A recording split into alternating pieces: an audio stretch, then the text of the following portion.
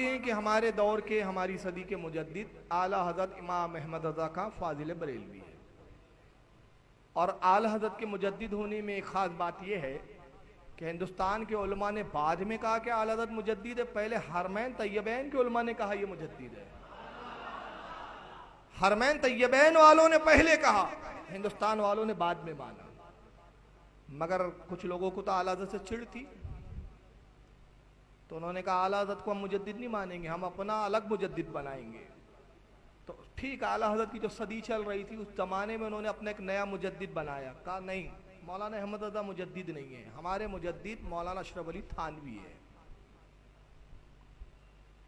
मौलाना अशरफ अली थानवी को उन्होंने मुजद्दिद डिक्लेयर किया। किताबों में बाकायदा लिखा जाता है मुजद्दिद मियात हाजरा, मुजद्दिद मिल्लत, मुजद्दिद दीनो मिल्लत, बाकायदा अशरफ अली साहब की किताबों पे प्रिंट होता है। और बल्कि आप ताज्जुब करेंगे, मैंने अभी बताया कि आलत कहते मैं मुजद्दिद के करोड़वे लफ्ज के लायक नहीं, मगर उठाइए अलिफादातुल यौमिया। एक शख्स अशरफ अली थानवी से पूछता है, थानवी साहब की मलफूजात, कहा हुजूर हमारा ख्याल है कि आप मुजद्दिद है, आप इस बारे में क्या कहते हैं? तो अशरफ अली कहता है मुझे भी लगता है कि मैं मुजद्दिद हूं, मुझे भी लगता है कि मैं हूं। तो वो भी मानते थे मैं मुजद्दिद हूं, लोग भी मानते थे कि मुजद्दिद है, और दर्जा बहुत बड़ा है। अब इतने बड़े दर्जे पर एक जाहिल को रख देंगे तो प्रॉब्लम होगी ना, फिर तहकीक तो करनी पड़ेगी कि ये है या नहीं। भाई बहुत बड़ा दर्जा है, उस जमाने का गौस उसके मातेहत, अब्दाल उसके मातेहत, कुतुब उसके मातेहत, उलमा उसके मातेहत, फुजला उसके मातेहत, मुफ्तियान इकराम उसके मातेहत, अइम्मा इकराम उसके मातेहत, सारा जमाना उसके मातेहत, सब उसके जेर तरबियत। अब थानवी साहब भी उस मनसब पे है कि नहीं, तहकीक करनी पड़ेगी।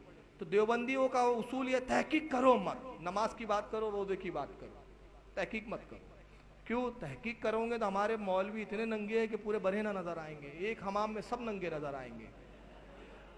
तो कौम को उलझा दिया, किताबें पढ़ो मत, तहकीक करो मत, तस्बीह उठाओ, थैला लटकाओ, 40 दिन का चिल्ला, दैट्स ऑल, दीन मुकम्मल।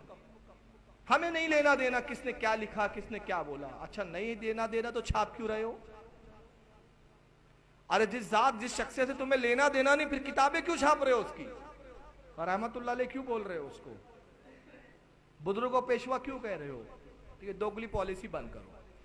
चलिए आइए, सवाल ये पैदा होता है कि थानवी साहब का मकाम क्या है देवबंद के उलमा में। आइए मैं 2 किताबों से हवाला पेश कर दूं। यह है किताब दीनी दावत, हाथ में यहाँ मौजूद है, मॉनिटर पे अभी एक पेज दिखाता हूं मैं आपको।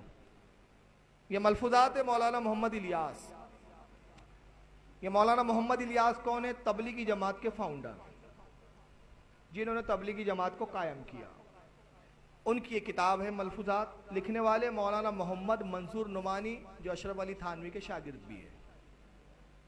इस किताब के अंदर सफ़ा नंबर 58 पर लिखते हैं, एक बार फरमाया, किसने? मौलाना अशरफ अली थानवी, मौलाना इलियास साहब ने, तबलीगी जमात के जो बानी है, उन्होंने फरमाया हजरत मौलाना थानवी रहमतुल्लाह अलैह ने बहुत बड़ा काम किया है। बस मेरा दिल ये चाहता है कि तालीम तो उनकी हो और तरीक़े तबलीग मेरा हो कि इस तरह उनकी तालीम आम हो जाएंगी।